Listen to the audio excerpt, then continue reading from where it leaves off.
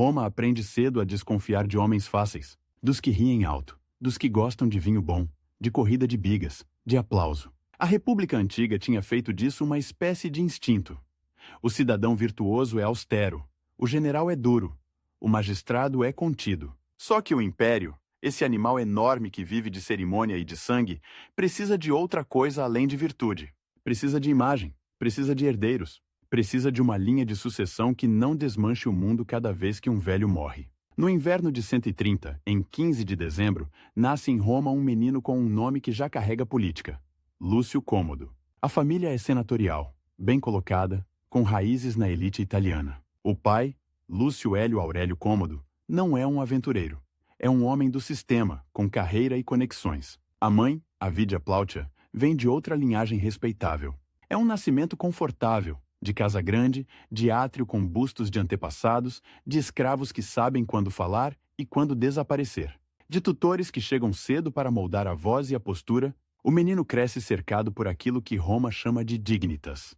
A dignidade social que não se compra num mercado, mas se herda, se exibe, se defende. Só que Roma, quando decide, pega um destino e dobra como metal quente. O primeiro grande golpe vem cedo. O pai morre quando Lúcio ainda é criança. A casa continua, os tutores continuam, a educação continua. Mas a figura masculina que deveria abrir portas e ensinar o ritmo do poder some, e no lugar dela entra algo mais perigoso: a possibilidade de ser escolhido. Porque nos séculos II, no auge do que depois chamariam de bons imperadores, a sucessão não é apenas sangue. É adoção, é arranjo, é engenharia. Adriano, o imperador viajante, o homem que percorre fronteiras e desenha muralhas, envelhece com o corpo falhando e a cabeça cheia de planos. Ele sabe o que acontece quando Roma não sabe quem manda. Sabe o que uma guerra civil faz com as províncias, com o exército, com o tesouro? Então ele tenta amarrar o futuro com nós bem apertados. Primeiro escolhe um herdeiro. Lúcio Hélio César. Um aristocrata elegante, promissor, mas de saúde frágil. E esse Lúcio Hélio César é justamente o pai do nosso menino. A escolha parece resolver tudo. O pai vira César, herdeiro oficial. O filho, por tabela, vira peça valiosa. Só que o corpo do herdeiro não aguenta. Lúcio Hélio César morre antes de Adriano. E de repente, o plano perfeito vira um buraco. É aí que entra 138, o ano em que a sucessão romana vira um jogo de espelhos. Adriano adota Antonino Pio, um senador respeitado, administrador sólido, homem de temperamento estável, mas com uma condição. Antonino deve adotar 2 jovens. Um é Marco Ânio Vero, o futuro Marco Aurélio, já querido por Adriano, já visto como promessa de disciplina e inteligência. O outro é o menino órfão, Lúcio, filho do herdeiro morto. A lógica é fria e romana. Compensar a morte do primeiro escolhido mantendo a linha simbólica. O filho do herdeiro falecido não pode ser descartado como se fosse um erro de cálculo. Ele precisa ser incorporado. E assim, num gesto que parece familiar e ao mesmo tempo brutal, Lúcio deixa de ser apenas Lúcio Cômodo e vira Lúcio Hélio Aurélio Cômodo. O nome muda como muda a vida. A adoção em Roma não é um ato sentimental. É uma transferência de identidade. O menino passa a pertencer a outra casa, a outro conjunto de antepassados, a outro destino. Ele ganha o sobrenome Aurélio, entra na órbita do poder e aprende, antes de aprender a comandar, a representar. Antonino Pio governa por mais de 2 décadas. Um reinado longo, raro, quase sem sobressaltos internos. Roma, sob Antonino, parece uma máquina bem lubrificada.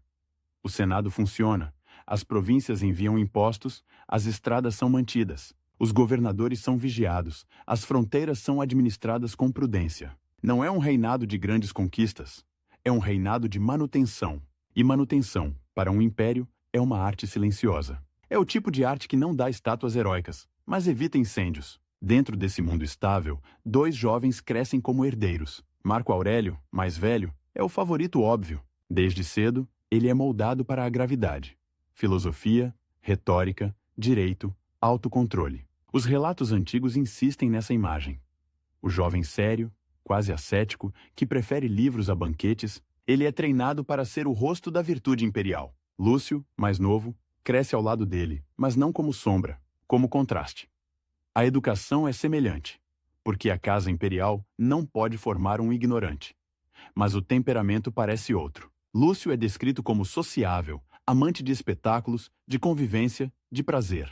Não necessariamente um tolo. Roma não chega ao topo com tolos, mas alguém que entende o poder também como teatro. E isso, para uma sociedade que vive de cerimônia, pode ser uma força ou uma armadilha. Os dois recebem tutores, treinadores de retórica, mestres de grego, aprendem a falar em público, a escrever cartas com a fórmula correta, a ouvir petições sem demonstrar tédio. Aprendem o peso de uma toga bem colocada, o significado de um gesto mínimo diante do Senado. Aprendem que o imperador não é apenas um homem, é um cargo que se encena todos os dias. O Palatino, com seus corredores, suas salas, seus jardins internos, é uma escola de comportamento. Ali, cada olhar é medido, cada amizade é observada, cada rumor pode virar arma. E há também o exército, sempre presente como sombra. Mesmo quando não se fala dele, ele está lá. Nas moedas que pagam os soldados, nos relatórios das fronteiras, nos veteranos que circulam pela cidade, nas estátuas de generais. Um príncipe romano cresce sabendo que, no fim, o poder precisa ser reconhecido pelos homens armados. E esses homens armados não se impressionam apenas com discursos. Eles querem liderança, querem vitória, querem pagamento. Antonino Pio, com sua calma, tenta equilibrar tudo. Ele distribui honras, dá a cada um lugar. Marco Aurélio recebe responsabilidade cedo, cargos, títulos, participação no governo. Lúcio também é elevado, mas de modo diferente, como se o sistema o mantivesse próximo sem entregá-lo completamente ao centro. Ele é, ao mesmo tempo, herdeiro e reserva, um nome que pode ser usado se algo der errado. Um seguro político. A vida na corte imperial, porém, não é só estudo e cerimônia. É também competição silenciosa. Quem se senta mais perto do imperador? Quem recebe a missão mais prestigiosa? Quem é mencionado com mais carinho nas cartas? Quem aparece nas moedas? A propaganda romana é uma linguagem de detalhes. Um título concedido, uma imagem cunhada, uma estátua erguida num fórum provincial. Tudo isso diz ao mundo quem importa. Lúcio aprende a navegar nesse mar. Aprende a ser visto. Aprende a agradar. E, ao mesmo tempo, aprende que o agrado tem preço. Porque Roma admira o brilho, mas pune o excesso. A mesma cidade que lota o circo máximo para ver bigas voando na poeira é a cidade que escreve sátiras cruéis sobre os vícios dos poderosos. A mesma aristocracia que participa de banquetes luxuosos é a que, no dia seguinte, finge desprezar o luxo em nome da tradição. O menino adotado cresce, então, com uma tensão no corpo. Precisa parecer digno, mas quer viver. Precisa ser príncipe, mas também quer ser amado. Precisa ser herdeiro, mas sabe que há outro herdeiro mais óbvio ao lado. E essa tensão, em Roma, não se resolve com terapia. Resolve-se com poder, ou com desastre. Os anos passam. Antonino envelhece. O império continua funcionando, mas o mundo não fica parado. No Oriente, a parte observa, a Armênia, esse reino tampão entre Roma e os partas, é sempre um ponto sensível. Na fronteira do Danúbio, povos germânicos se movem, pressionam, testam. O equilíbrio é frágil, mesmo quando parece sólido. E no centro, em Roma, a sucessão volta a ser o grande tema não dito. Quando Antonino Pio adoece, a cidade sente, não é apenas a saúde de um homem, é a estabilidade de um sistema. O Senado, os oficiais, os governadores, todos começam a calcular o futuro. Marco Aurélio é o sucessor natural. Mas e Lúcio? O que fazer com o segundo adotado? Ignorá-lo seria perigoso. Elevá-lo demais seria arriscado. Mantê-lo por perto, sem humilhá-lo, é uma necessidade política. Antonino morre em 161. E o momento da transição, que poderia ser simples, vira um gesto inédito e calculado. Marco Aurélio, ao assumir, não aceita governar sozinho. Ele exige, e a palavra é forte, que Lúcio seja elevado junto com ele. Não como um assistente, não como um príncipe decorativo, mas como co-imperador. 2 Augustos. 2 homens com o mesmo título supremo. Roma já tinha visto corregências, já tinha visto Césares e Augustos, já tinha visto herdeiros associados ao poder. Mas 2 Augustos em pé de igualdade formal, no coração do século II, é outra coisa. É uma mensagem para o Senado e para o Exército. Não haverá disputa interna, não haverá facções brigando pelo trono. O poder será compartilhado, e qualquer um que tente explorar a diferença será esmagado pela unidade. Só que unidade no papel não significa unidade na prática. Marco Aurélio é o centro administrativo, o homem do trabalho, o que lê relatórios e responde petições. Lúcio Vero, porque agora ele adota o nome que o liga ao pai biológico e ao prestígio do herdeiro morto, tornando-se Lúcio Aurélio. Vero é o outro rosto do poder. Um rosto mais jovem, mais leve, mais próximo do espetáculo. Um rosto que pode ser enviado para onde a guerra exige presença. E a guerra, como se obedecesse a um roteiro cruel, aparece imediatamente. O Oriente começa a ferver. A Pártia, sob seu rei, move-se na Armênia, derruba um rei aliado de Roma, instala outro. A Síria, província rica e estratégica, sente a pressão. Legiões precisam ser reorganizadas. Governadores precisam ser substituídos. A distância entre Roma e Antioquia não é uma linha no mapa.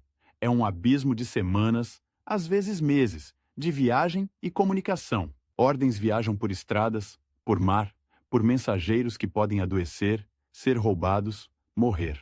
Governar o Oriente é governar com atraso.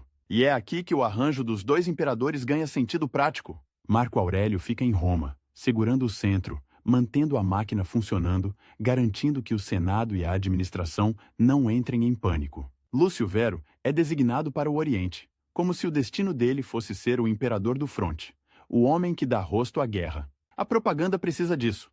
Um imperador presente, um Augusto perto das legiões, um comandante supremo que possa ser celebrado em moedas e inscrições. Mas o que significa comandar num império que já é, por essa época, uma estrutura burocrático-militar complexa? O imperador é o chefe supremo, sim, mas as campanhas são conduzidas por generais profissionais, por legados experientes, por governadores que conhecem o terreno. O imperador pode inspirar, pode decidir, pode punir e recompensar. Pode escolher homens, pode distribuir recursos, pode, sobretudo, legitimar a guerra. Só que a espada, muitas vezes, está na mão de outros. Lúcio Vero, ao ser enviado ao Oriente, carrega essa ambiguidade como um manto pesado. Ele precisa ser o comandante, e, ao mesmo tempo, pode não ser o homem que traça cada marcha. Precisa parecer disciplinado diante das legiões, e, ao mesmo tempo, é conhecido por gostar de conforto. Precisa ser o rosto da austeridade militar, e, ao mesmo tempo, é um príncipe de corte, acostumado a banhos quentes, a banquetes, a jogos. Roma observa. O Senado observa. Os soldados observam. E mais longe, os partas observam também, tentando adivinhar se aquele co-imperador jovem é um perigo real ou apenas um símbolo. A fabricação de um príncipe, então, se completa nesse instante. Não basta ter sido adotado, educado, nomeado. É preciso ser testado pelo mundo. E o mundo, para Roma, é sempre uma fronteira. Antes de partir, Lúcio Vero precisa assumir o papel com todos os sinais externos. Títulos são ajustados. Honras são distribuídas. A corte se reorganiza. Há uma coreografia de poder. Audiências, sacrifícios, votos aos deuses, promessas públicas. A religião romana, nesse nível, é política em forma de ritual. O imperador oferece aos deuses e, ao oferecer, mostra que está no controle do destino. O povo vê fumaça subindo dos altares e entende. O Estado está funcionando. E há também a questão doméstica, que em Roma nunca é apenas doméstica. Para amarrar ainda mais a corregência, Marco Aurélio casa sua filha, Lucila, com Lúcio Vero. Um casamento dinástico, claro, mas também uma tentativa de transformar dois homens em uma família política. Se Lúcio é genro de Marco, se é marido da filha do imperador mais respeitado, então qualquer tentativa de separá-los parece um ataque à própria casa imperial. É um nó a mais na corda. Lúcio Vero agora não é só o segundo Augusto, é parte do núcleo familiar do poder. E isso muda a percepção.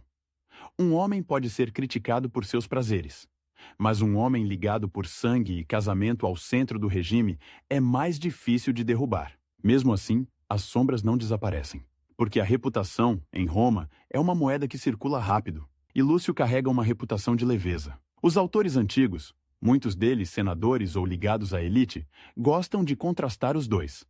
Marco, o filósofo, Lúcio, o amante de jogos. Essa oposição é sedutora, quase literária. E como toda oposição sedutora, simplifica, mas ela nasce de algo real.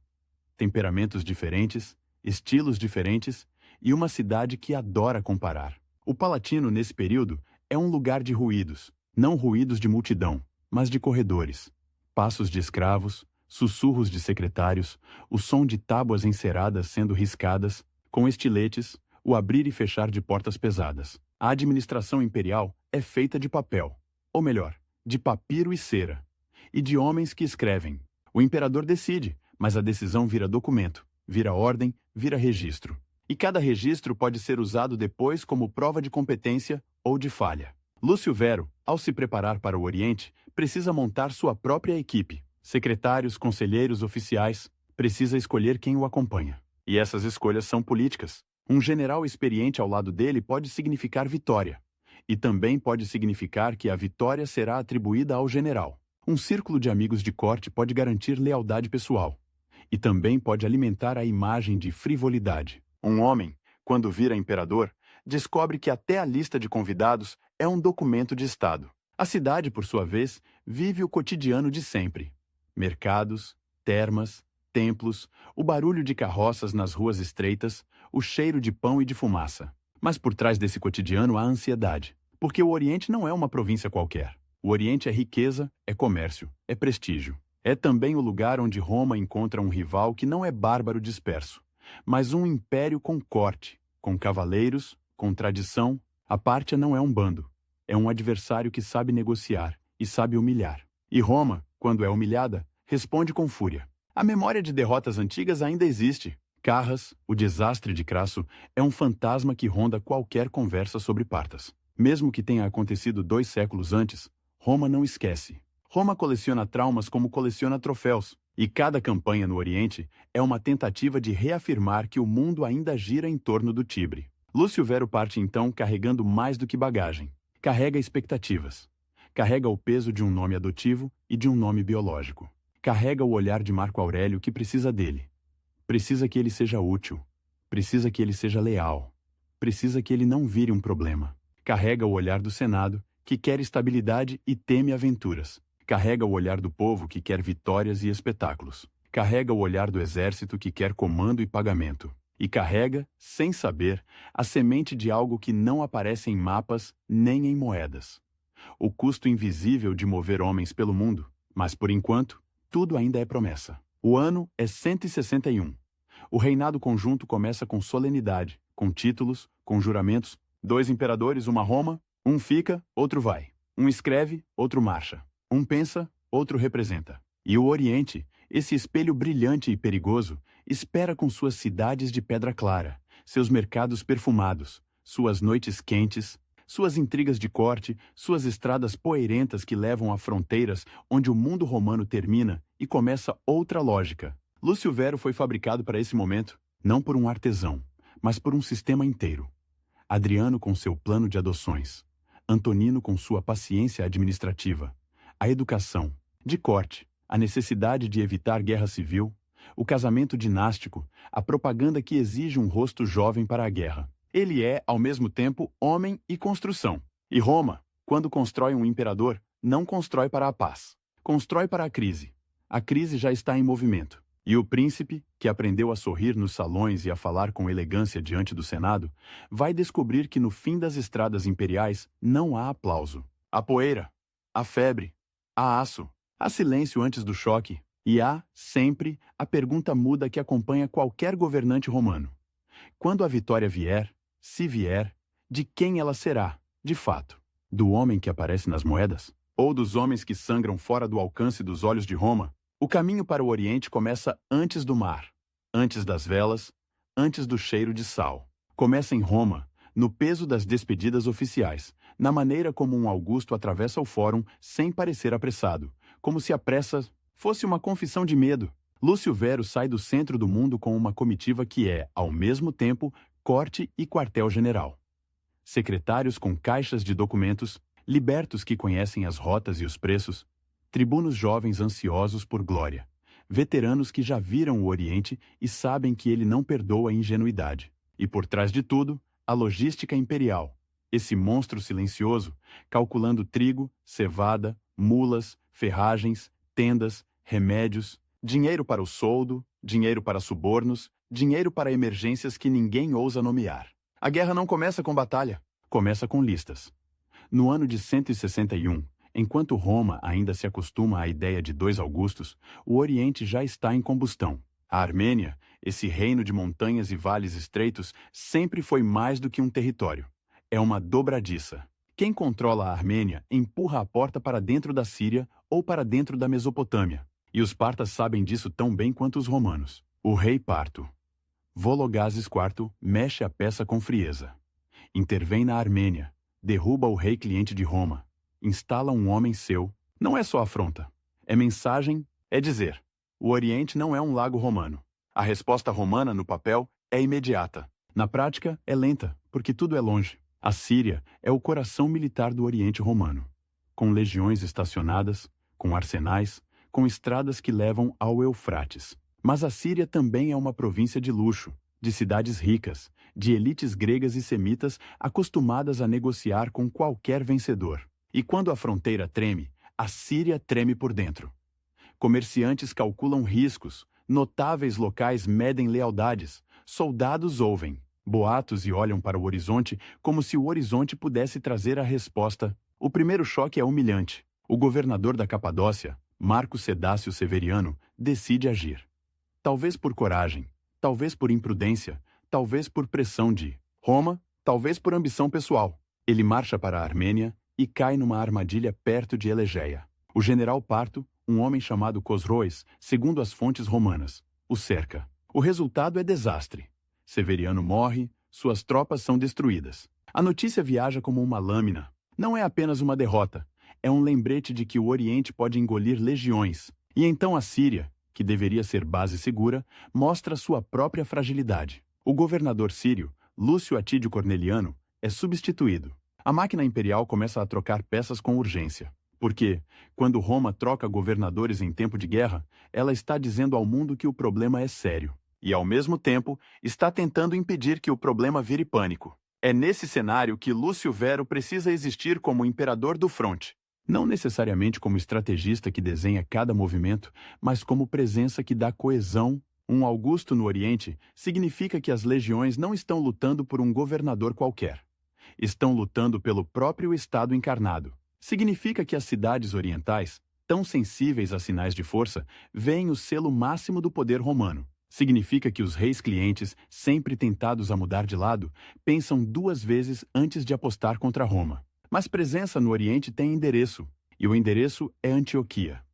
Antioquia no Orontes não é uma cidade, é um mundo. Fundada por Seleucidas, moldada por gregos, enriquecida por romanos, ela vive de comércio, de administração, de espetáculo. Ruas largas, colunatas, praças onde se fala grego com naturalidade, mercados com especiarias e tecidos que Roma só conhece como luxo distante. Há o cheiro de incenso, de peixe, de vinho doce, há o barulho de fontes e o barulho de multidões. Há teatros, há corridas, há banhos, e há, sobretudo, uma sensação de que o Oriente é mais antigo do que Roma, mais sofisticado, mais perigoso. Para um homem como Lúcio Vero, Antioquia é tentação e palco. É o espelho perfeito.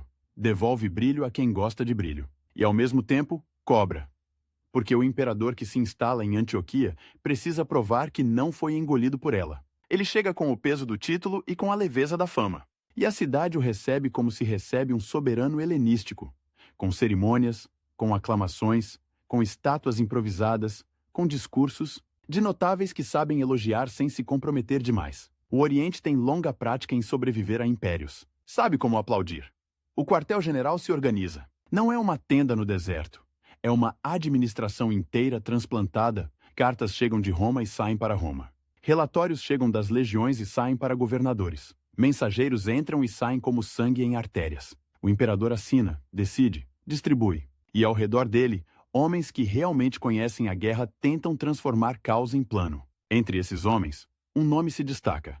Estácio Prisco, enviado para reorganizar a frente armênia. Outro, Avídio Cássio, que mais tarde ganharia fama e perigo. Um comandante duro, eficiente, com a energia de quem nasceu para a guerra e não para o salão. Há também o papel crucial dos governadores e legados das legiões sírias, dos oficiais de intendência, dos engenheiros militares que fazem pontes e estradas, dos médicos que tentam manter homens vivos antes mesmo de qualquer combate. Porque o Oriente mata sem espada. Mata com água ruim. Mata com calor. Mata com disenteria. Mata com febres que sobem à noite e derrubam um soldado como se fosse criança. Um exército romano, por mais disciplinado que seja, é um organismo frágil quando deslocado para longe de suas rotinas. E a rotina, no Oriente, é outra. Enquanto isso, em Roma, Marco Aurélio segura o centro. Ele precisa manter o Senado calmo, o abastecimento funcionando, as finanças sob controle. Precisa garantir que a corregência não vire fofoca venenosa. E, sobretudo, precisa garantir que a guerra no Oriente não se transforme em guerra política em Roma. Porque toda guerra distante cria espaço para rumores. O imperador ausente está se corrompendo. O general no fronte está ficando poderoso demais. O outro imperador vai ser deixado de lado. Roma é uma cidade que vive de boatos como vive de pão. E os boatos encontram alimento fácil em Antioquia. As fontes antigas, especialmente a História Augusta, esse texto cheio de anedotas e intenções, pintam Lúcio Vero como um homem entregue aos prazeres orientais, banquetes, amantes, jogos, noites longas. É difícil separar o que é fato do que é moralismo senatorial, essa velha mania de transformar política em sermão. Mas mesmo que metade seja exagero, o suficiente permanece. Lúcio Vero não era Marco Aurélio. Ele não cultivava a imagem do asceta, ele entendia o poder também como convivência, como generosidade, como espetáculo. E isso, paradoxalmente, pode funcionar no Oriente, porque o Oriente respeita a majestade, mas também respeita a magnificência. Um imperador que distribui favores, que aparece em jogos, que se mostra acessível aos notáveis locais, pode amarrar lealdades com mais eficiência do que um homem fechado em gabinete. Só que cada gesto desses tem um preço em Roma, onde a elite adora condenar o luxo oriental, como se ela mesma não o consumisse. Antioquia vira, então, um teatro de duas plateias. A plateia local, que quer ver o imperador como soberano helenístico, generoso, presente, e a plateia romana, distante, que quer ver o imperador como general austero, duro, quase republicano. Lúcio Vero precisa atuar para as duas ao mesmo tempo. E atuar, em política, é perigoso. Basta um erro de figurino para virar caricatura. Enquanto o imperador se instala, a guerra precisa ser reorganizada do zero. A derrota de Severiano mostrou que improviso custa caro. Roma responde com método. Primeiro, estabilizar a Síria. Depois, recuperar a Armênia. Depois, empurrar a fronteira para além do Eufrates, se possível, para punir e dissuadir. A Armênia é retomada com uma combinação de força e engenharia política. Estácio Prisco avança, toma Artaxata, a antiga capital armênia. A cidade é destruída. Um gesto que não é apenas militar, é simbólico. Apagar o centro de um reino que ousou sair da órbita romana. Em seguida, Roma instala um novo rei cliente, Soaemo, ligado à dinastia local e aceitável para os romanos. A mensagem é clara. A Armênia volta a ser tampão romano. Mas tampão não significa paz. Significa que a pressão se desloca. Os partas não são derrotados por perder uma cidade. Eles têm profundidade territorial, têm cavalaria pesada, têm arqueiros montados que transformam campo aberto em inferno. E, sobretudo, têm a capacidade de recuar e voltar como maré. Para Roma, que pensa em termos de linhas e fortalezas, isso é irritante. Para um comandante romano, acostumado à batalha decisiva, isso é frustração. É por isso que a guerra romano-pártica, nesse período, é tanto uma guerra de movimento quanto uma guerra de abastecimento. O exército romano precisa de estradas, de depósitos, de pontes, precisa garantir que o trigo chegue, que o soldo chegue, que as armas cheguem. Precisa manter a disciplina em regiões onde a tentação de saquear é constante. E precisa lidar com aliados locais que ajudam hoje e traem amanhã. O imperador, em Antioquia, é o centro político desse esforço. Ele recebe embaixadas. Ele escreve cartas. Ele distribui recompensas. Ele decide quem ganha comando e quem perde. E ao fazer isso, ele molda a guerra sem necessariamente estar na linha de frente. A distância entre estar no comando e estar no campo é um abismo que Roma tenta preencher com símbolos. Moedas começam a circular com imagens de vitória, com títulos que anunciam sucesso antes mesmo de o sucesso ser completo. Inscrições celebram a restauração da Armênia. O povo, tanto em Roma quanto nas províncias, precisa acreditar que o Estado está vencendo. A crença é parte da guerra. E, no entanto, a guerra real é feita de coisas pequenas e brutais. Marchas sob sol, botas que rasgam, homens que carregam estacas para construir acampamentos todas as noites. Sentinelas que tremem de frio em altitudes armênias, cavalos que morrem e apodrecem perto, de rios, o som de martelos levantando paliçadas. O exército romano é uma máquina de construção tanto quanto de destruição. Ele avança construindo o próprio caminho. Antioquia, ao mesmo tempo, continua sendo Antioquia. À noite, as ruas se enchem de luzes. Há música, há vinho, há conversas em grego, em latim, em aramaico. Há prostitutas e filósofos, às vezes na mesma esquina, e o imperador está ali, no centro desse turbilhão, tentando ser duas coisas: o homem que mantém a moral das tropas e o homem que mantém a lealdade das elites locais. Os soldados, por sua vez, têm uma relação ambígua com esse tipo de imperador. Eles gostam de um comandante que paga em dia, que distribui donativos, que não os deixa morrer de fome por incompetência administrativa. Eles também respeitam o homem que compartilha o risco. Mas respeitar não é amar. E amar para um imperador é perigoso. Um exército que ama demais um homem pode querer que ele seja mais do que deveria. Por isso, Lúcio Vero precisa equilibrar proximidade e distância. Ele aparece o suficiente para ser visto. Ele se mantém protegido o suficiente para não ser vulnerável. Ele é Augusto.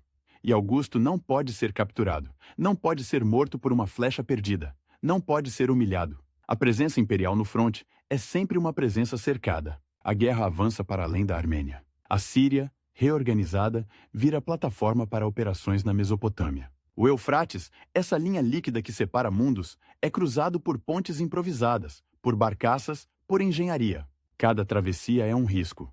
O inimigo pode atacar. A corrente pode levar homens. O pânico pode se espalhar. Mas Roma atravessa.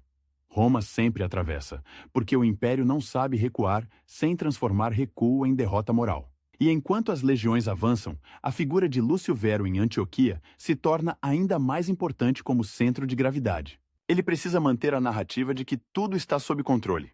Precisa impedir que rivalidades entre generais explodam.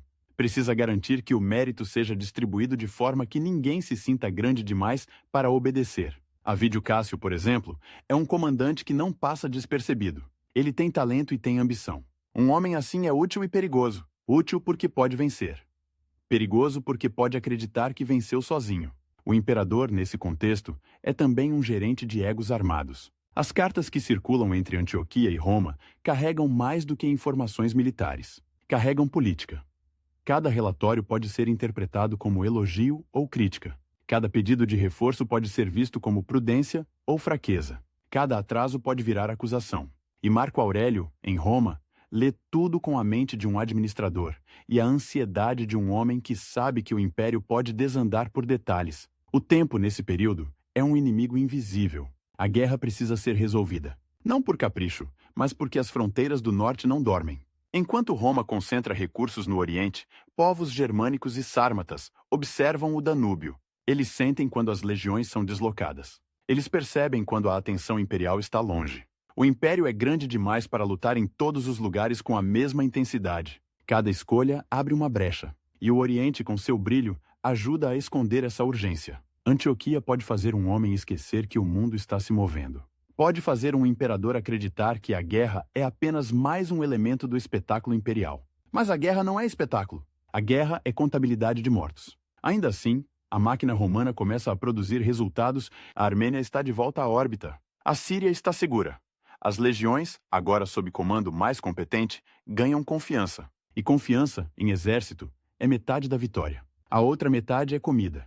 O imperador, em Antioquia, colhe os frutos políticos dessas vitórias iniciais. Títulos começam a ser associados ao seu nome. A propaganda o apresenta como restaurador do Oriente, e isso é essencial.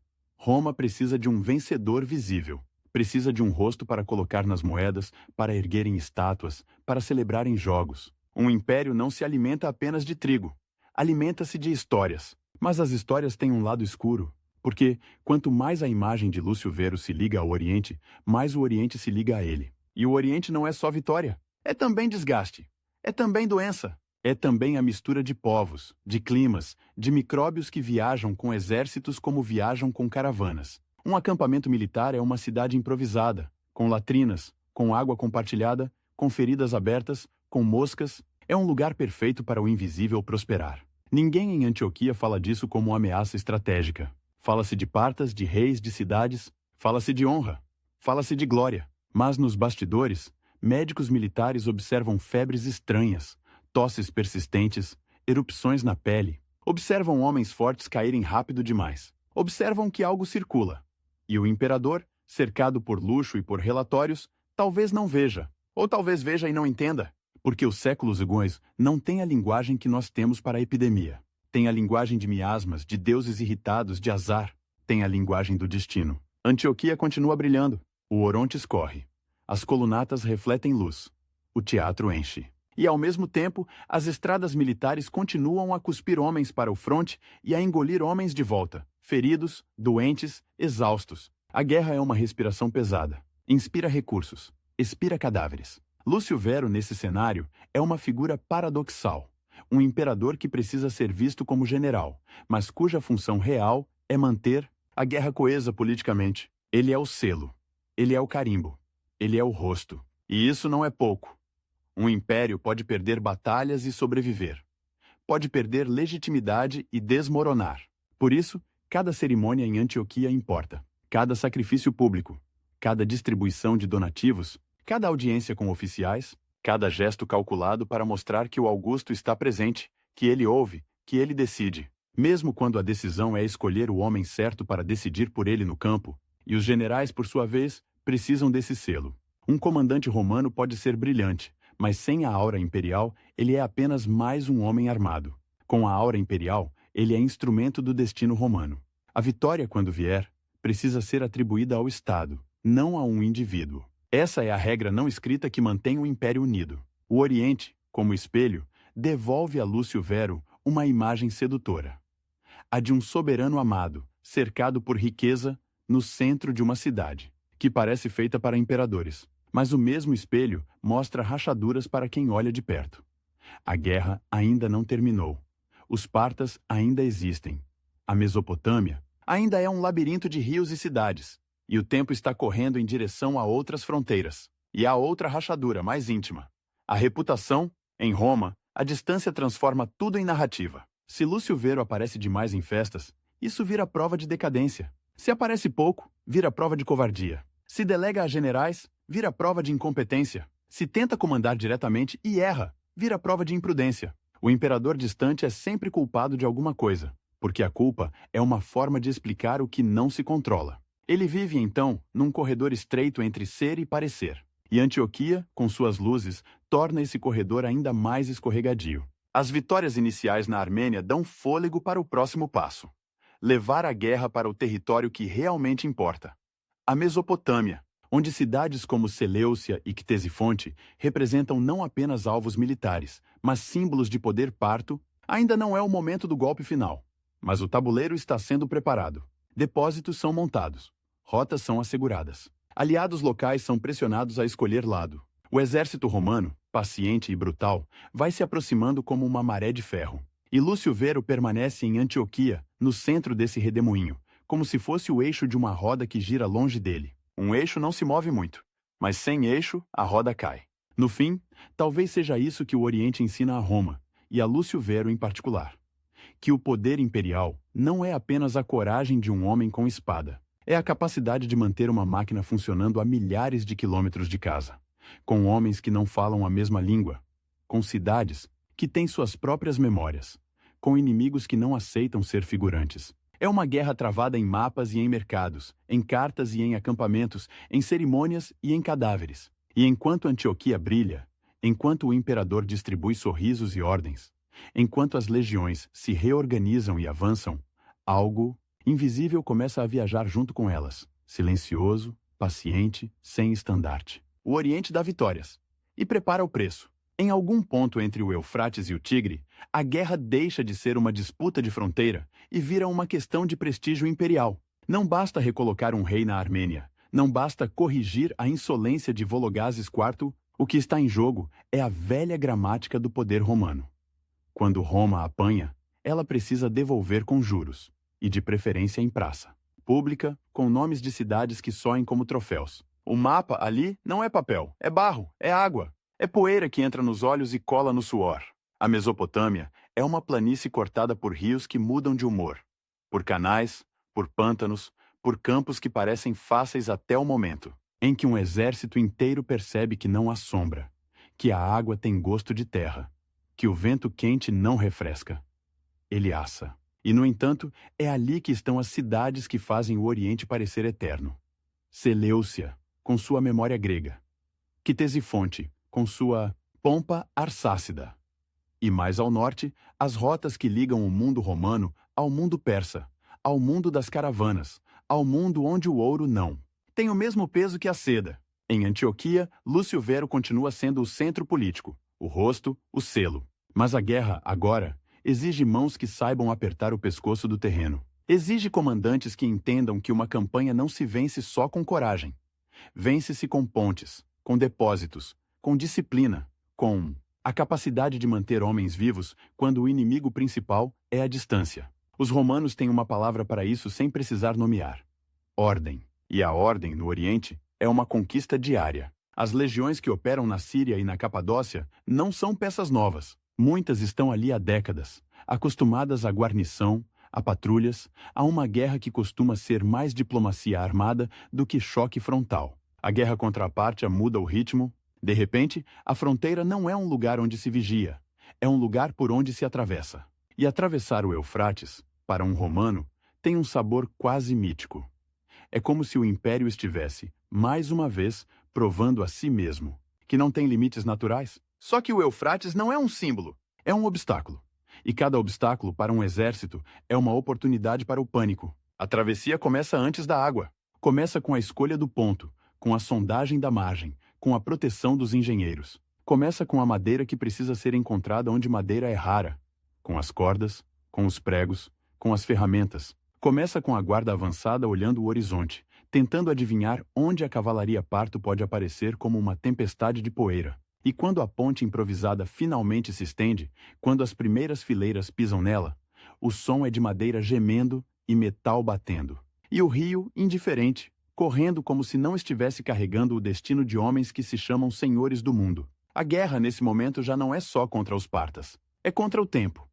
Porque em Roma, longe dali, o império continua respirando. O trigo do Egito precisa chegar. Os impostos precisam ser recolhidos. O Senado precisa ser mantido num estado de respeito e medo equilibrados. Marco Aurélio, sozinho no centro, segura as pontas com a paciência de quem sabe que uma crise não vem com trombetas. Ela vem com pequenas falhas acumuladas. E, ao mesmo tempo, as notícias do Danúbio, rumores, relatórios, inquietações, começam a soar como um tambor distante. O norte está inquieto. Sempre está, mas agora parece mais atento, como um animal que sente o cheiro de sangue. No Oriente, porém, a lógica é outra. Se a guerra não terminar com uma vitória clara, ela vira um buraco sem fundo. E um buraco sem fundo, para Roma, é convite para que outros buracos se abram.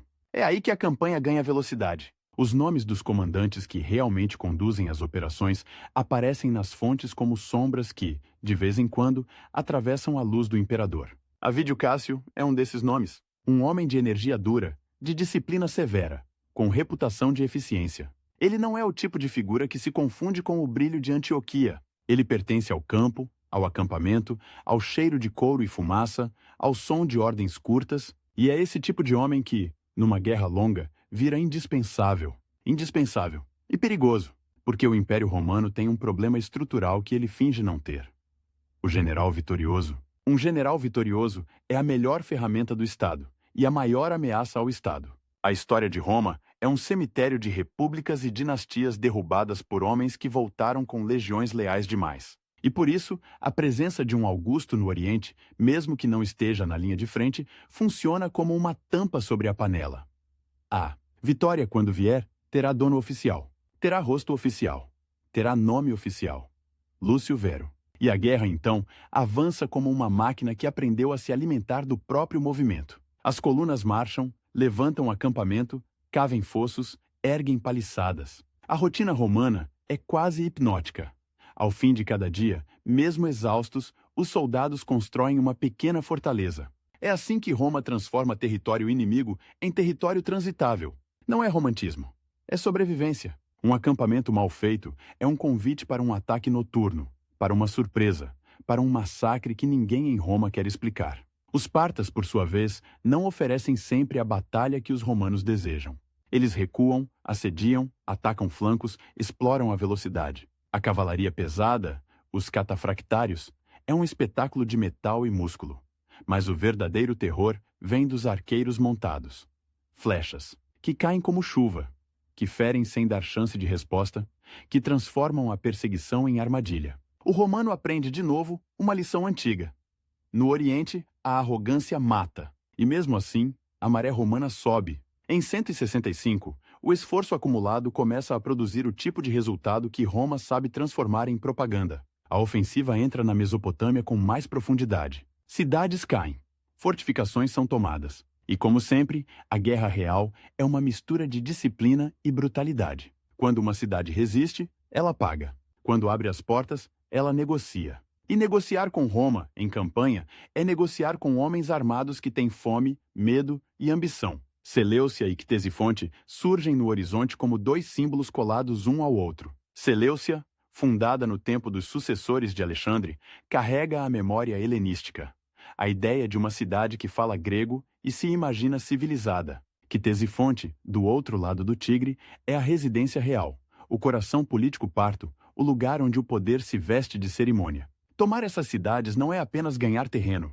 é tocar no nervo do inimigo, é dizer ao Oriente inteiro: Roma pode chegar até aqui. E Roma chega. As fontes romanas falam de tomada, de saque, de incêndio. Falam de vitória com a naturalidade de quem escreve para vencedores. Mas por trás dessas palavras, há cenas que se repetem em todas as guerras imperiais. Portas arrombadas, gritos em línguas diferentes, templos violados, casas reviradas, homens tentando esconder filhos, mulheres tentando esconder joias, soldados tentando esconder. O próprio medo atrás da violência, a disciplina romana, tão celebrada, convive com a realidade de que um exército em campanha é uma multidão armada. E uma multidão armada, quando sente o gosto do saque, precisa ser contida com mão de ferro. Ou ela vira um incêndio que consome até o que deveria conquistar. Seleucia, em particular, vira um ponto sensível na memória. Há versões que tentam justificar o saque como punição por traição, como se a cidade tivesse fingido submissão e depois atacado. É o tipo de explicação que aparece quando a consciência precisa de um álibi. O fato é que a guerra ali não é limpa, nunca é. E a vitória romana, para ser completa, precisa ser narrada como inevitável e justa, mesmo quando é apenas eficaz. Ctesifonte, por sua vez, oferece o troféu máximo. A capital inimiga tocada, humilhada, atravessada por soldados que carregam estandartes e olham ao redor como se estivessem dentro de um mito. Para um legionário vindo da Panônia, da Hispânia, da Gália, estar em Ctesifonte é como pisar no fim do mundo. E o fim do mundo, para Roma, é sempre um lugar onde ela quer deixar uma marca. A marca é deixada. E então vem o momento em que a guerra, no papel, está ganha. Não necessariamente porque a Pártia foi destruída, ela não foi, mas porque Roma conseguiu o que precisava. Uma demonstração de força, uma punição exemplar, uma restauração de prestígio. O inimigo recua. O Oriente, pelo menos por enquanto, se aquieta. E a máquina imperial começa a preparar a transformação do sangue em cerimônia. É aqui que Lúcio Vero se torna, de forma definitiva, o vencedor. Em Antioquia, a notícia das conquistas chega como um perfume forte. A cidade vibra. Os notáveis se apressam em oferecer coroas, estátuas, decretos honoríficos. O Oriente sabe reconhecer o vento. Sabe quando é hora de se alinhar. E o imperador, que passou anos sendo observado, por Roma, por Antioquia, pelos próprios soldados, agora tem algo que nenhum boato consegue apagar. O fato bruto de que, sob seu reinado no Oriente, as legiões entraram na Mesopotâmia e tocaram o coração parto. Não importa, para a propaganda, quantos generais fizeram o trabalho. Não importa quantos tribunos morreram em escaramuças sem nome. Não importa quantos carregadores sírios, quantos auxiliares, quantos aliados locais sustentaram a marcha. O Império precisa de uma narrativa simples, e a narrativa simples tem um protagonista, Lúcio Vero. Os títulos começam a se acumular como medalhas invisíveis. Armeniacos, Párticos, Médicos. Nomes que soam como geografias transformadas em adjetivos pessoais. É uma alquimia política. O território vira parte do nome do imperador, como se o mundo, ao ser tocado, passasse a pertencer ao homem. Moedas circulam com essas palavras. Inscrições são gravadas. O povo que não lê relatórios militares, lê metal. Vê o rosto do Augusto e a palavra vitória como se fossem a mesma coisa. E, no entanto, o Oriente continua sendo espelho. Ele devolve brilho, mas também devolve sombras, porque a vitória tem um custo que não aparece em arcos triunfais. O custo está nos corpos que voltam feridos, nos corpos que voltam doentes, nos corpos que voltam carregando algo que ninguém vê. As legiões, depois de anos em campanha, são como esponjas. Absorvem tudo. Poeira, hábitos, histórias, vícios, E também doenças. Um acampamento militar é uma cidade comprimida, com latrinas cavadas às pressas, com água compartilhada, com feridas abertas, com moscas, com ratos, com a proximidade constante de homens que dormem lado a lado. E quando esse organismo se move, quando ele sai da Mesopotâmia, atravessa de novo o Eufrates, volta para a Síria, para a Anatólia, para o mar, para a Itália. Ele leva consigo o que absorveu. A chamada peste antonina, que mais tarde seria associada ao reinado de Marco Aurélio e ao nome da dinastia, começa a se insinuar nesse retorno como um rumor que vira realidade. Não é uma coisa que chega com bandeira, chega com febre, com tosse, com manchas na pele, com homens que de um dia para o outro deixam de ser soldados e viram fardos, chega com funerais improvisados, com o cheiro de corpos queimados, com médicos tentando explicar o inexplicável com as palavras que têm. Ar corrompido, influência dos astros, desequilíbrio dos humores. O império, que sabe contar trigo e soldados, não sabe contar micróbios. E por isso a peste é um inimigo perfeito. Ela atravessa fronteiras sem pedir permissão.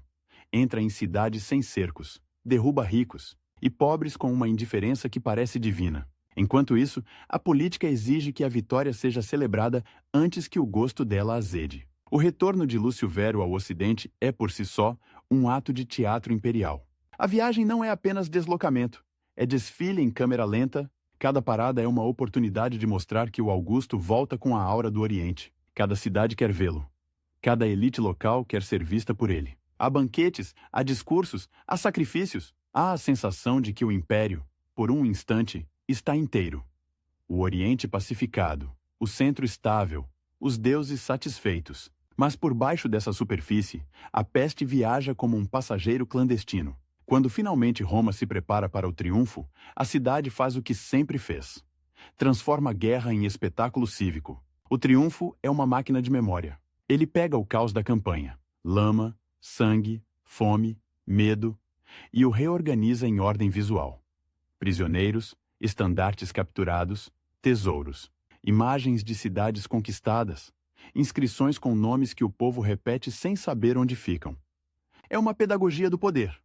Ensina ao cidadão comum que Roma vence longe para que ele possa viver aqui. Lúcio Vero, agora, é o homem que desfila com essa vitória colada ao corpo. Ao lado dele, Marco Aurélio também participa da celebração, porque o império é de dois, e a vitória precisa reforçar a coesão, não criar ciúme. A corregência, tão inédita em sua forma, precisa ser apresentada como harmonia. 2 Augustos, uma Roma.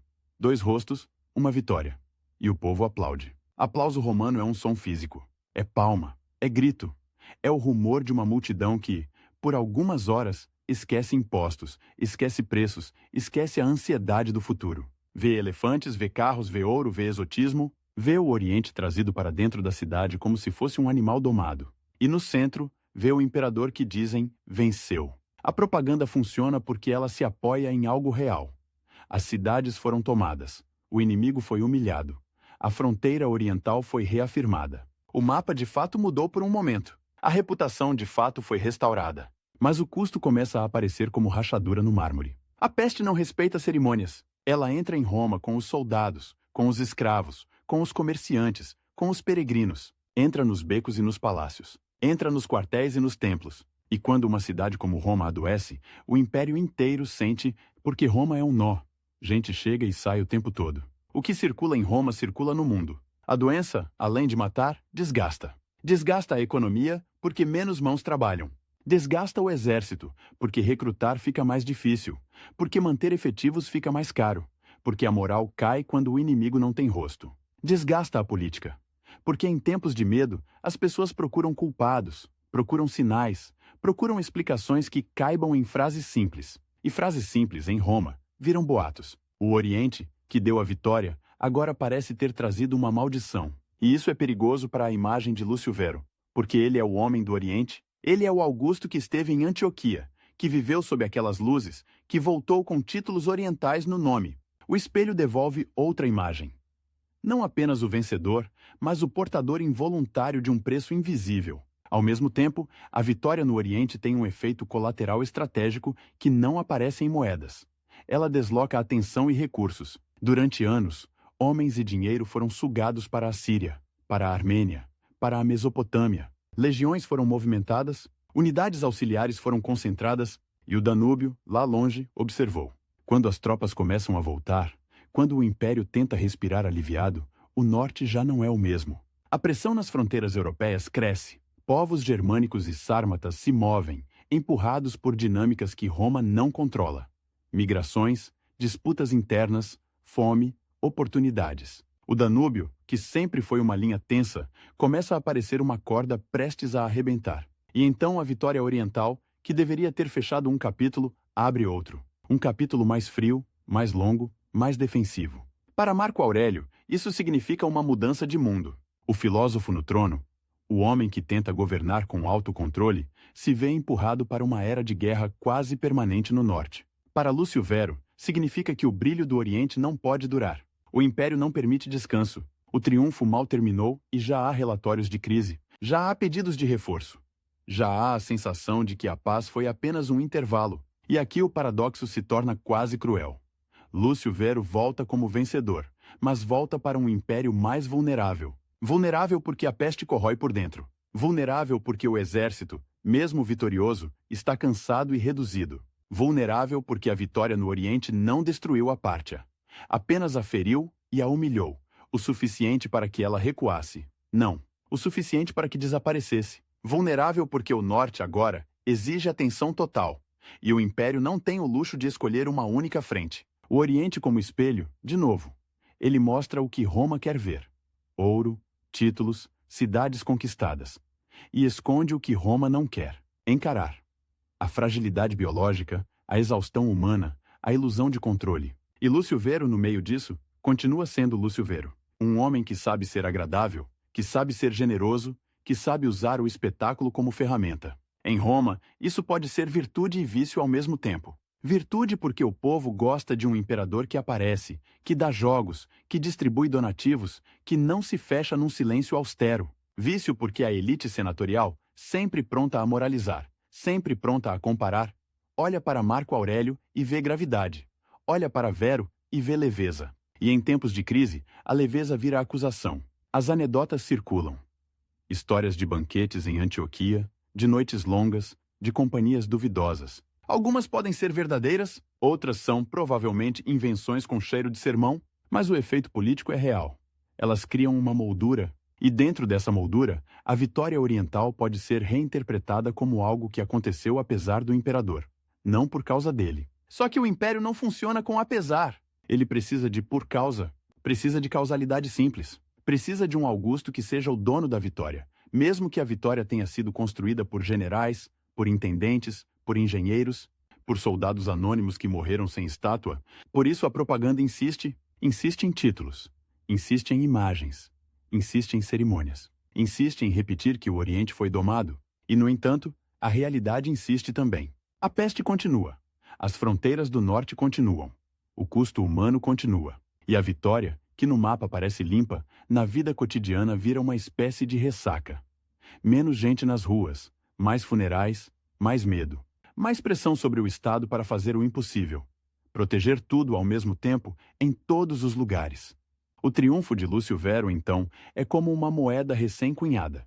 Brilhante, convincente, com o rosto bem marcado, mas a moeda circula em mãos sujas, em mercados tensos, em tempos de doença. E o metal, por mais sólido que seja, não impede que o mundo mude. Quando os estandartes voltam a ser levantados, quando as ordens começam a apontar para o Danúbio, fica claro que o Oriente não foi um fim. Foi um espelho que mostrou a Roma sua própria capacidade e sua própria vulnerabilidade. A vitória existiu. O preço também, e o preço, diferente do triunfo, não cabe num desfile. Ele se espalha, ele se infiltra, ele fica... O Danúbio não tem o brilho do tigre, não tem palmeiras, não tem mármore quente, não tem aquela luz que faz Antioquia parecer uma festa permanente. O Danúbio é outra coisa. Água escura, larga, fria, com margens que viram lama ao menor sinal de chuva. Neblina que sobe de manhã e engole as sentinelas. Vento que corta o rosto e faz o metal das fivelas arder na pele. Se o Oriente seduz, o Norte cobra. E Roma, mal termina de aplaudir o triunfo, já sente o puxão dessa fronteira como quem sente uma dor antiga voltando. Porque a vitória na Pártia foi um golpe de prestígio, sim. Mas prestígio não segura rio. Prestígio não impede migração. Prestígio não alimenta tribos inteiras quando o clima, a política e a fome empurram gente para o sul como uma maré humana. O que começa a se desenhar ali, entre 166 e 168, é uma crise de fronteira que não se resolve com uma única batalha e um único nome gravado em arco. É uma crise de movimento, de pressão, de encadeamento. Povos germânicos e sármatas, marcomanos, quados, vândalos, jaziges, aparecem nas fontes romanas como etiquetas, mas por trás das etiquetas há famílias, rebanhos, chefes tentando manter autoridade, jovens armados tentando ganhar status, e uma lógica simples: atravessar. O rio pode significar sobreviver. Para Roma, atravessar o rio significa outra coisa. Significa que a linha falhou. E quando a linha falha, o império reage do jeito que sabe. Primeiro com relatórios, depois com ordens, depois com marcha. Marco Aurélio, que tinha acabado de dividir o triunfo com o colega, agora divide com ele o peso do norte. Não é um peso abstrato. É peso de logística. Deslocar legiões, abrir depósitos, garantir forragem, consertar estradas, requisitar carros, comprar grão onde houver grão e, sobretudo, manter a disciplina num momento em que a disciplina é corroída por um inimigo que não usa espada. A peste. Ela não some porque o triunfo acabou. Ela não respeita o calendário militar. Ela se instala como um ruído de fundo que vira música principal. Em acampamentos, a doença é um multiplicador de caos. Um soldado febril não cava vala. Um soldado coberto de pústulas não segura escudo. Um soldado que tosse sangue não marcha. E quando um exército para, ele apodrece. Não só no sentido moral, no sentido literal. Latrinas transbordam, água se contamina, moscas se multiplicam, feridas infeccionam. O inimigo do outro lado do rio observa e aprende. É por isso que as campanhas do Danúbio, no início, têm um ar de improviso tenso. Roma está acostumada a guerras de fronteira, mas aqui a fronteira parece ter virado porta giratória. Há incursões, há ataques a postos avançados, há aldeias queimadas, há prisioneiros levados. E há, sobretudo, a sensação de que o norte inteiro está se mexendo ao mesmo tempo, como se alguém tivesse chutado um formigueiro. Em 166, a pressão já é séria. Em 167, piora. Em 168, vira prioridade absoluta. E então acontece algo que, para um romano, é quase uma confissão. Os dois Augustos deixam Roma e vão para o fronte. Não mandam apenas generais, vão eles mesmos. O poder imperial, que no Oriente podia ser exercido à distância com o imperador instalado em Antioquia como centro político, agora precisa estar presente onde o rio ameaça virar estrada para invasores. A presença do imperador é ao mesmo tempo comando e amuleto. É a ideia de que Roma está ali em pessoa. A viagem para o norte não tem o glamour do retorno do Oriente. Não há cidades gregas oferecendo coroas com poesia, há estradas úmidas, pontes que rangem, vilas que olham com medo para a coluna militar. E um tipo de silêncio que só existe quando a guerra está perto. O cortejo imperial, com seus oficiais, seus secretários, seus guardas, seus animais de carga, parece uma cidade ambulante. E uma cidade ambulante, em tempos de peste, é um risco ambulante. Mesmo assim, eles vão. Em Aquileia, no extremo nordeste da Itália, a máquina de guerra romana tenta se reorganizar. Aquileia é porto, é entreposto, é porta para o mundo danubiano. Ali se juntam suprimentos, ali se juntam unidades, ali se juntam boatos. E boato, em crise, é quase uma arma. Os marcomanos atravessaram. Os quados estão em massa. A traição, a fome, a peste. A cidade sente o peso de ser base. Sente também o medo de ser alvo. Os imperadores estão ali, e isso deveria tranquilizar. Mas também revela o tamanho do problema. Se os Augustos vieram, é porque não dá para resolver com cartas. Lúcio Vero, nesse cenário, é uma figura curiosa. Ele carrega a aura do vencedor oriental, o homem cujos títulos ainda brilham nas moedas. Mas o norte não liga para títulos. O norte testa. O norte mede. O norte quer saber se Roma ainda morde. E, ao mesmo tempo, Roma mede Lúcio Vero de outro jeito. Porque agora ele não é apenas o imperador do Oriente, o homem de Antioquia, o rosto de uma guerra conduzida por generais. Agora ele está ao lado de Marco Aurélio numa guerra que não tem palco bonito, que não tem cidades famosas para saquear e exibir, que não promete um triunfo rápido. É guerra de desgaste, guerra de lama, guerra de inverno. E guerra de inverno é uma escola cruel. O soldado romano, com sua disciplina de acampamento, vala, paliçada, tendas alinhadas, vigias, encontra no norte um inimigo que não precisa vencer em campo aberto para causar estrago. Basta atacar comboios. Basta incendiar depósitos. Basta cortar batedores. Basta atrair uma patrulha para um bosque e sumir. A floresta ali é uma arma. O pântano é uma arma. O frio é uma arma. E a peste, de novo, é a arma invisível. Há um detalhe que costuma escapar quando se fala de guerras marcomânicas, como se fosse um bloco único. Para Roma, cada dia de campanha é uma contabilidade. Quantos homens aptos? Quantos doentes? Quantos cavalos? Quanta cevada? Quanta carne salgada? Quantos pregos para sandálias? Quantas pontas de lança? Quantas carroças quebradas? O império é grande, mas a guerra é feita de coisas pequenas. E quando as coisas pequenas falham, a grandeza vira palavra vazia. Marco Aurélio, com sua gravidade quase austera, parece feito para esse tipo de contabilidade moral. Suportar, insistir, não ceder ao pânico. Lúcio Vero, com sua sociabilidade e gosto por conforto, precisa provar que também aguenta. E talvez aguente. Talvez mais do que os moralistas de salão gostariam de admitir, mas a imagem já está formada, e imagem, em Roma, é uma segunda pele. As fontes antigas adoram contrastes. Adoram pintar Marco como o filósofo sério e Vero como o hedonista. É uma caricatura útil porque simplifica, só que a vida real raramente cabe em caricatura. Um imperador pode gostar de espetáculos e ainda assim entender o peso do comando.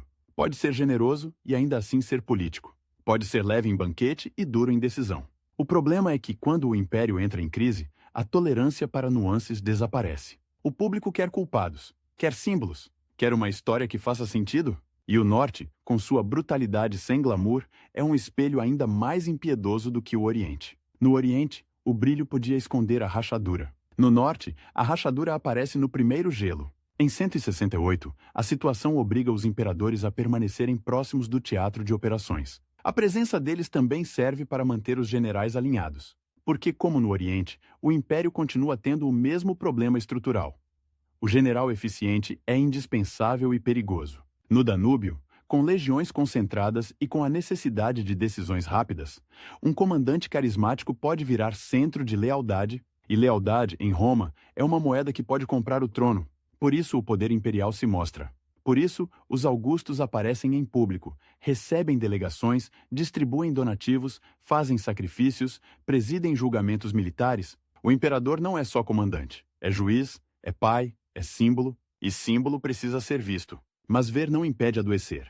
A peste, que já tinha atravessado o império, encontra nos deslocamentos militares um corredor perfeito.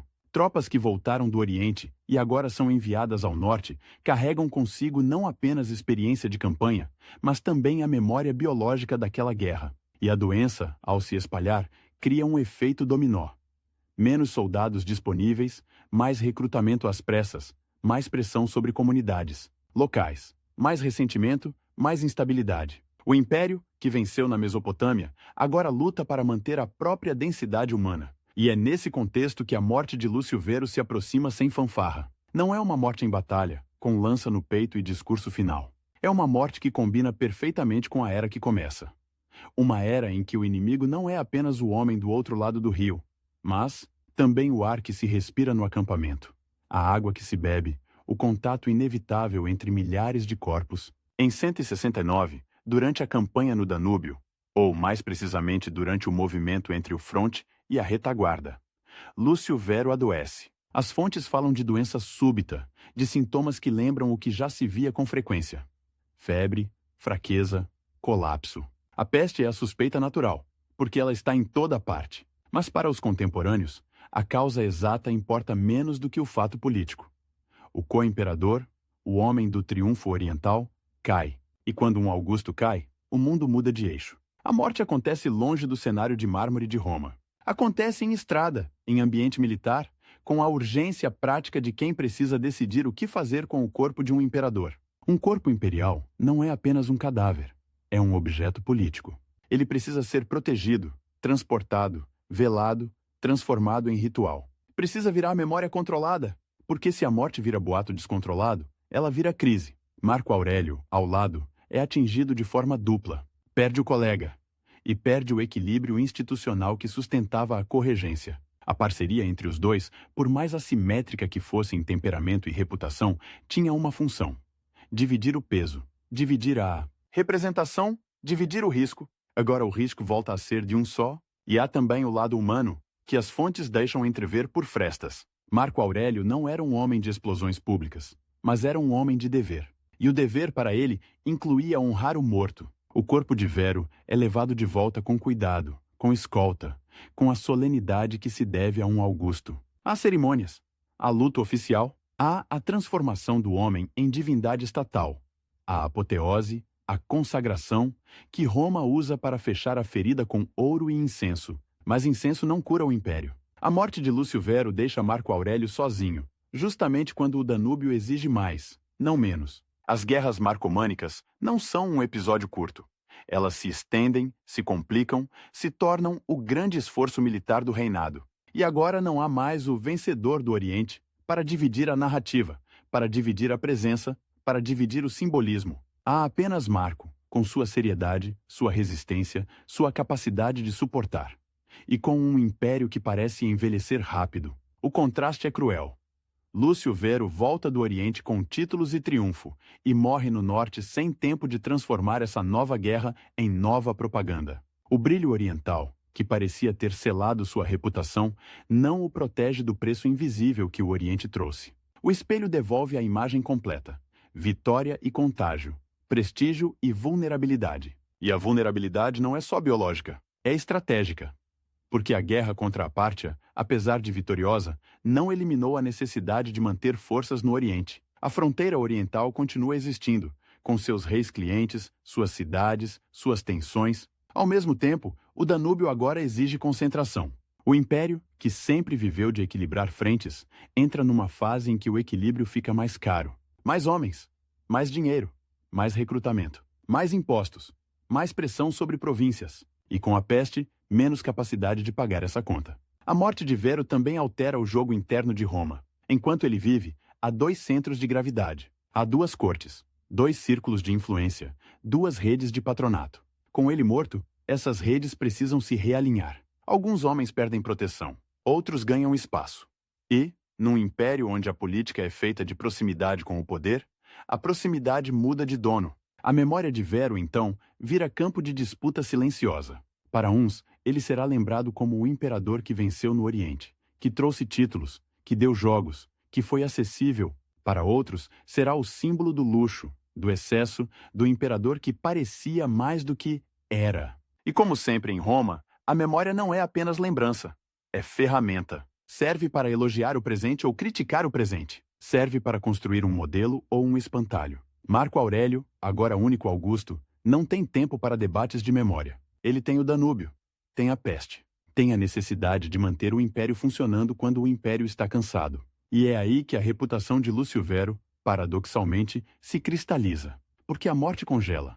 Ela impede a correção, impede a decadência pública, impede a chance de um grande erro que apagaria o triunfo. Impede também a chance de uma grande virtude que mudaria o julgamento. O homem fica preso na moldura que já existia. O vencedor oriental de vida confortável. O co-imperador que brilhou em cerimônia e desapareceu na lama do norte. Só que a lama do norte não é detalhe. Ela é o futuro. A partir de 169, o reinado conjunto vira lembrança. E o império entra de vez numa fase em que a guerra defensiva domina o horizonte. O Danúbio deixa de ser apenas fronteira.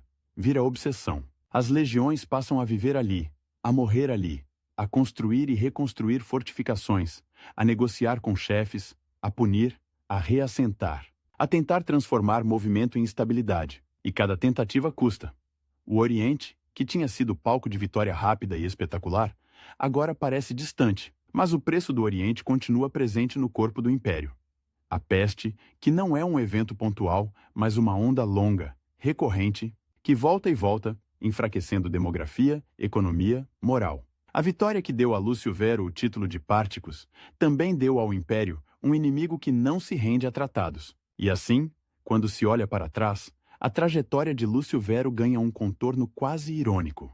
Ele foi fabricado como príncipe por adoção, elevado a Augusto num arranjo político sem precedentes, enviado ao Oriente como rosto da guerra, celebrado como vencedor, e então arrancado do palco no momento em que o Império mais precisava de fôlego. Sua vida pública é uma sequência de imagens.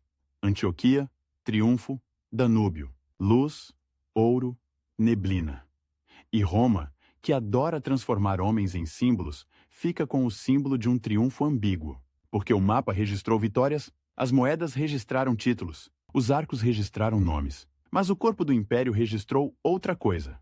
Desgaste, doença, fronteiras em ebulição, uma era em que a segurança não seria mais um dado, e sim uma tarefa diária. No fim, o co-imperador associado ao luxo sai da guerra oriental com a reputação de vencedor e deixa para o colega, sozinho, um império, que precisa aprender a viver com menos certezas. O Oriente, espelho brilhante, devolveu a Roma a imagem que ela queria ver, e junto, devolveu a conta. Uma conta que seria paga no frio do Danúbio, em marchas intermináveis, em acampamentos onde a fumaça das fogueiras se mistura ao cheiro de doença, e em decisões tomadas não para conquistar o mundo, mas para impedir que o mundo conquistasse Roma.